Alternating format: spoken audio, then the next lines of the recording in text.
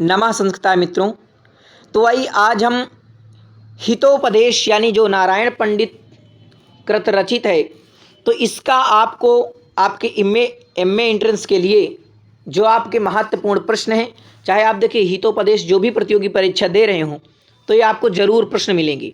ठीक है, आपको पूरी वीडियो देख लेना है ताकि आपको इधर उधर भटकना ना पड़े और आपको संपूर्ण इसी वीडियो से मिल जाए। तो हितोपदेश पूछा जाएगा कि हितोपदेश किसकी रचना है, तो आपको बताना है कि भाई हितोपदेश एक नारायण पंडित हैं, उनकी एक कृति है हितोपदेश। ठीक है, पुस्तक के अंतिम पद्यों के आधार पर इसके रचयिता का जो है नाम जो है नारायण ज्ञात होता है। यानी जो पुस्तक है, जो अंतिम पद हैं, उनके आधार पर इनका जो है नारायण पंडित जो है नाम जो है ज्ञात होता है। तो ये आप ध्यान रखिए। देखिए ये अंतिम पद में नारायणेन प्रचुरतु रचिता संग्रहो अयम कथानाम। एक दो बार वाचन करें। नारायणेन प्रचुरतु रचिता संग्रहो अयम कथानाम। देखिए अगर आप इसे श्लोक को याद कर लेंगे तो आपको क्या होगा, आसानी से ये समझ में आएगा कि भाई जो इनका नामकरण हुआ है वो नारायण अंतिम पद्यों के आधार पर हुआ है। हितोपदेश के रचयिता आपके नारायण पंडित हो जाएंगे।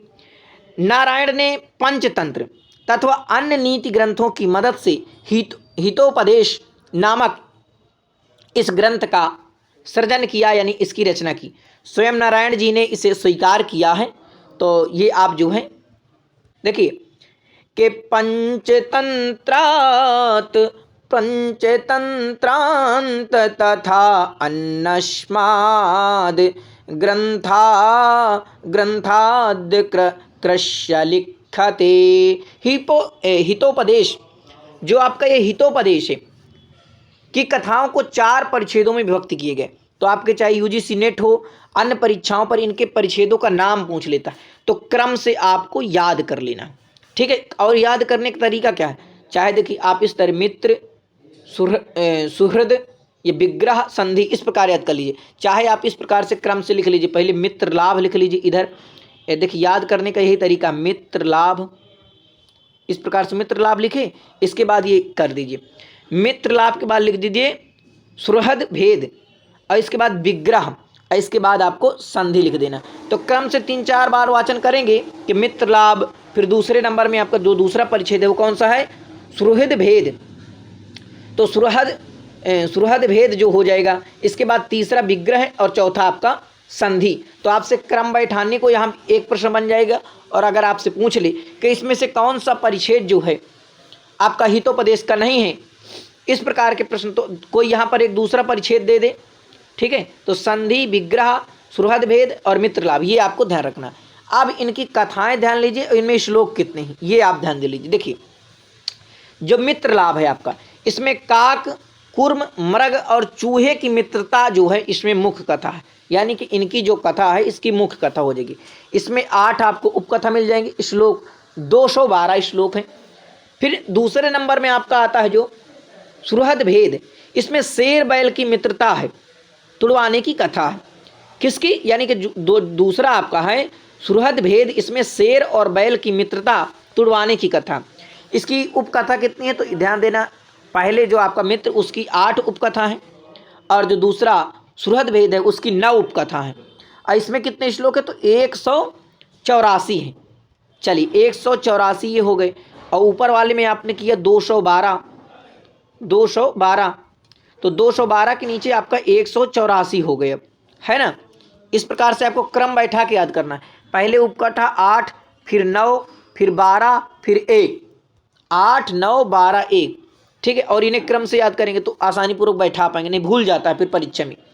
अब विग्रह, तो दूसरे में जान गए सुहृद भेद में शेर व बैल की मित्रता तुड़वाने की कथा, इसमें 9 उपकथा है। श्लोक आपके 184 हो जाएंगे। विग्रह में हंस और मोरों के युद्ध की कथा है, यानी जो हंस हैं और मोर हैं इन दोनों की जो है आपस में जो युद्ध है उस कथा को विग्रह के नाम से जाना जाता है। उसमें जो विग्रह वाला आपका परिच्छेद है उसमें आप पढ़ेंगे तो हंस और मोर की युद्ध कथा मिलेगी आपको। इसकी जो उपकथा है तो आपकी 12 उपकथा हो जाएंगी, और 149 आपके श्लोक मिल जाएंगे। तो ये आपको क्रम से याद कर लेना है। इसके बाद चौथे नंबर में आप देखेंगे तो संधि है। अब जब संधि आप पढ़ेंगे यानी संधि परिच्छेद पढ़ेंगे तो इसमें हंस व मोरों की, जो हंस है व मोर हैं, मोरों की, राजाओं की संधि कथा है इसमें। ठीक है, इसमें आपके कितने, तो भैया 47 श्लोक हो जाएंगे। फिर आपका प्रस्तावना पाटलिपुत्र के राजा सुदर्शन के मूर्ख पुत्रों की जो है कथा है प्रस्तावना में। जो इसकी प्रस्तावना में देखिए, ये आपको बहुत नोट करने वाली, प्रस्तावना में क्या है, तो पाटलिपुत्र के राजा सुदर्शन के मूर्ख पुत्रों की कथा है। ठीक है, उसके जो मूर्ख पुत्र थे उनकी जो है, पाटलिपुत्र के कौन राजा थे, तो सुदर्शन थे। ऐसा भी प्रश्न पूछा जा सकता है कि पाटलिपुत्र के राजा कौन थे, तो सुदर्शन थे। और प्रस्तावना में क्या है, हितोपदेश की प्रस्तावना में क्या है, तो बताना है कि पाटलिपुत्र के राजा सुदर्शन की मूर्ख पुत्रों की कथा। कुल श्लोक कितने हैं, तो 726 आपके श्लोक हो जाएंगे। ठीक है, आगे देखेंगे तो हितोपदेश में कुल पद्यों की संख्या कितनी है, तो 726 आपके कुल पद हो जाएंगे। हितोपदेश में कुल कथाएं, तो आपकी कुल कथाएं 43 हो जाएंगी। जैसे ही उन्हें आप जोड़ेंगे, आप इधर से जोड़ सकते हैं, उपकथा जोड़ लीजिए। तो उपकथा भी अगर मान लो आपसे पूछे तो 12 और 12 8 20 हो गया। ठीक है, 12 8 20 हो गया और 20 9 29, यानी 30 उपकथा हो गई। अगर कुल कथाओं की बात करें तो उपकथा आपकी 30 हो जाएंगे, है ना। आगे चलते तो हितोपदेश में कुल कथाएं 43, जिसमें 25 पंचतंत्र से जो है ली गई हैं। ठीक है, इसके आश्रयदाता का नाम है धवल चंद्र। धवल चंद्र जी बंगाल के मांडलिक राजा थे। ठीक है, तथा नारायण पंडित तथा धवल चंद्र जी के राज कवि थे। ठीक है, ये जो नारायण पंडित थे, राजा धवल चंद्र जी के राज कवि थे। जैसे बाण भट्ट आपके चंद्रगुप्त के दरबार में रहे, तो इसी प्रकार से ये भी जो है उनके राज कवि थे। ठीक है, मंगलाचरण तथा समाप्ति श्लोक में शिव की स्तुति की गई है। तो जो मंगलाचरण है और जो समाप्ति है उसमें जो है शिव की स्तुति की गई, ये आपको ध्यान रखना है। ठीक है, और उपदेशात्मक कथाएं हैं इसमें। वाचस्पति